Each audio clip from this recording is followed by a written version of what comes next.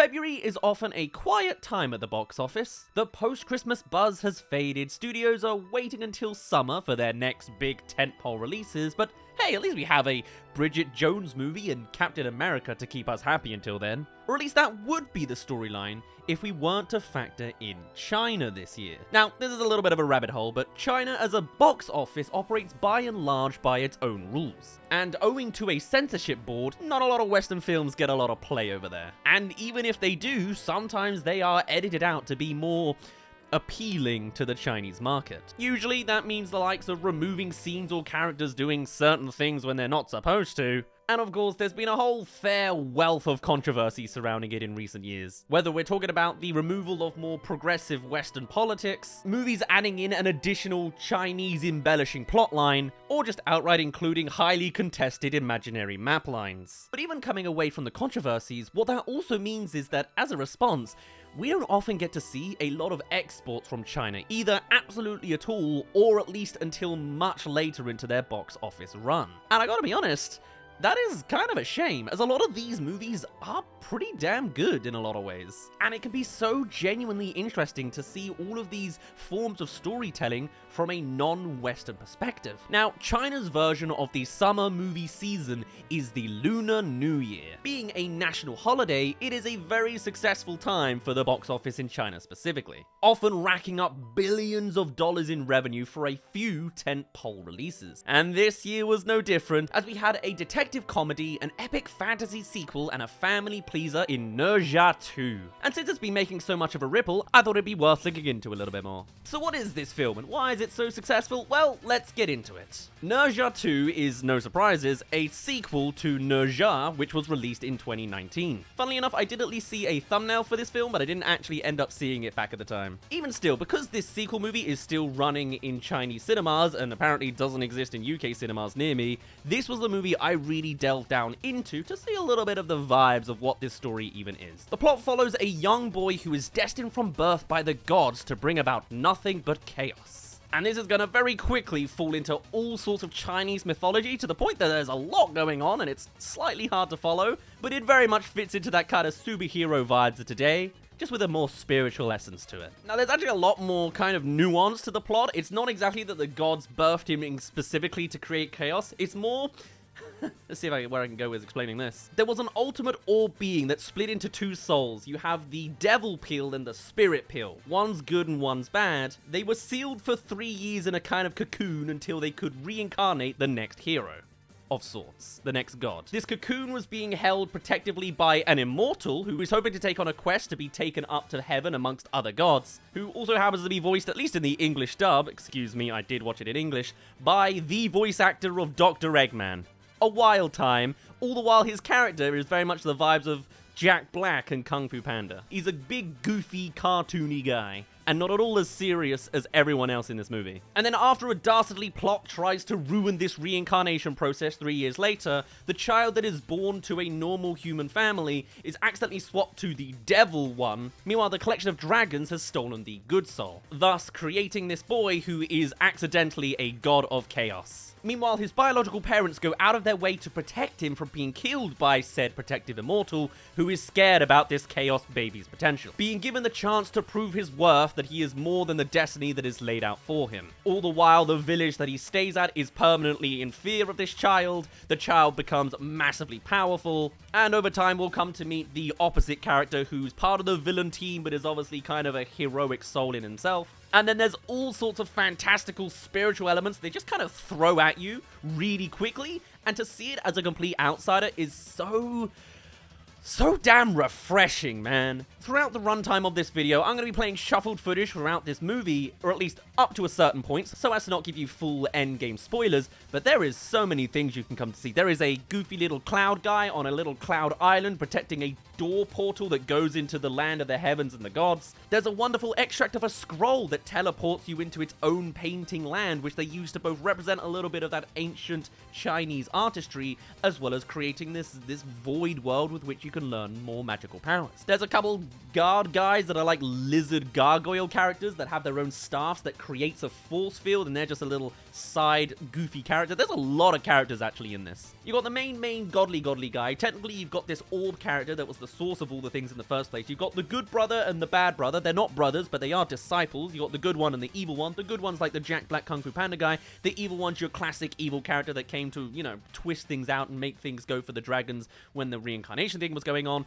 There's the Chaos Child, the two parents of the Chaos Child. I'll talk a little bit more about the characterizations in a bit. Let's just list a bunch out. The evil guy then goes to a big evil dragon who ends up taking the hero peel in that sense. You got several kid characters from the village that all antagonize the child, except there's one good one in there as well. There's an orc-esque character that's like a one-off villain for a bit who turns into a piece of slime and gel. And when you see all of these moving pieces all trying to interconnect together, it's actually quite decent and complex. Not everyone gets all the screen time in the world, and that's probably good. The ensemble work, you know, it's not too bad. It goes in some interesting directions. There's some flaws, and I might say that as a Westerner, but even still, wonderfully chaotic, brilliantly refreshing. It's not just a superhero trope, it's based on the mythology and comes with a spiritual essence that clearly has some real thought and passion behind it, to the likes that you don't see necessarily in modern corporate Western stuff these days. And I mean, just look at the animation. The visuals are just superbly detailed. There are a million animation logos at the start of this movie, and it shows in a good way. Hey there, thank you for making it to the halfway mark of this video. Come subscribe if you haven't already to see more animated movie news content. This is technically a micro review, I guess, of the first movie, and depending if it does well, I'll cover the sequel properly. So subscribe to let me know you want to see it. Anyway, back to the second half of the video. Bye-bye! With each character being given a great deal of care in their design, their facial expressions have that sort of Pixar deforming quality that makes them super expressive without being over-exaggerating either. Not to mention all of the flares when the actual powers come in and the little, I don't know what you call them, sparks. You know, it's not just the VFX, but that kind of extra clutter of the air.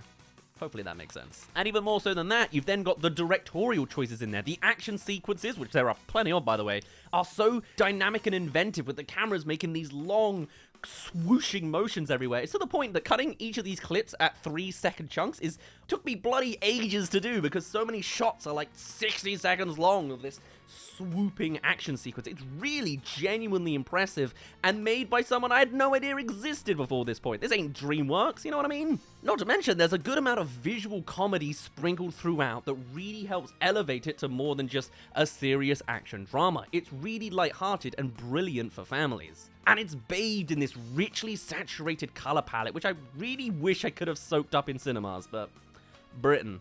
Now, of course, because it was a dub version from an original Chinese source, the dub, you know, it wasn't that bad, but you could see a little bit of growing pains in there. And of course, I personally had the unimmersive element of Dr. Eggman doing his best Jack Black impression. But still, the performers were clearly trying their best, and although it has the trappings of your typical dubbed film, you know, a little bit of wonky, bad lip sync in there and some strange intonation, it's perfectly serviceable for the story, if you ask me. In fact, it's kind of better if you imagine Eggman doing all this stuff. And despite its mythological wrappings, I kind of rambled on for a minute there, it is simple enough to understand, you know, good guy and bad guy with their fate swapped over. How do they handle it when you are born as an evil thing in a good world, and you're born as a good thing in an evil world, and that kind of clashing expectations. Very, you know, Destiny themed, very linking with Chinese mythos. But it makes it simple, predictable, but not necessarily unentertaining. Not to mention, when we do get to the ending, I won't properly spoil it for you, but it's good stuff. I mean, they made a sequel out of it. It's gotta be good. At the very, very heart of it, this original film, at least, is about acceptance and defying fate. Universal themes that really anyone can get behind. It's the ultimate outsider naughty kids movie,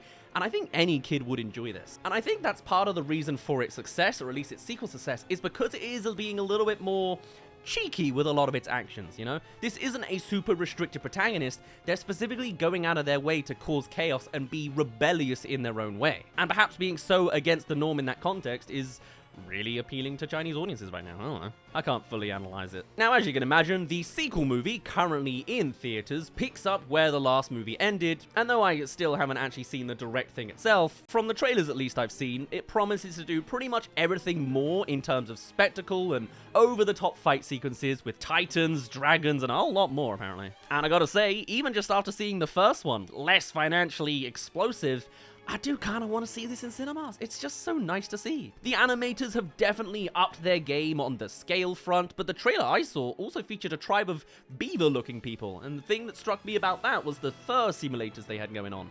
It really is just high-quality animation work that's deservingly starting to make the rounds. So let's talk about the accolades that the sequel has received so far, because it is blowing up in the background. Being out for almost 4 weeks now, it is going from strength to strength. And before even leaving China, it had made over $1 billion by itself at the box office. And only in about 2 weeks. And now that it is out stateside, and for some reason not at the United Kingdom, it has amassed over $1.9 billion. It is literally, as the time of recording this, just about to hit $2 billion by itself.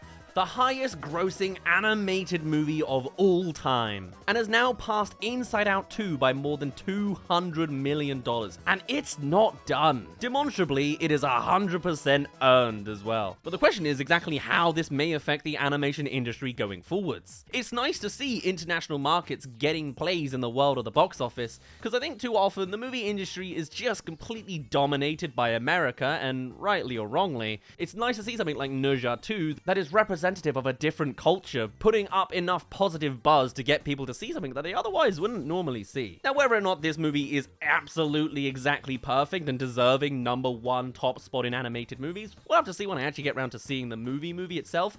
There are some notable flaws in the original source material, probably more cultural things that I think are a little bit jarring for me to see. For example, the mother character to the Chaos Baby sticks to a very solid gender role. She literally faints 3 to 5 times in her first scene because she's, oh, my baby, kind of vibes. She is good at sports. She's got spiritual martial artsness to her.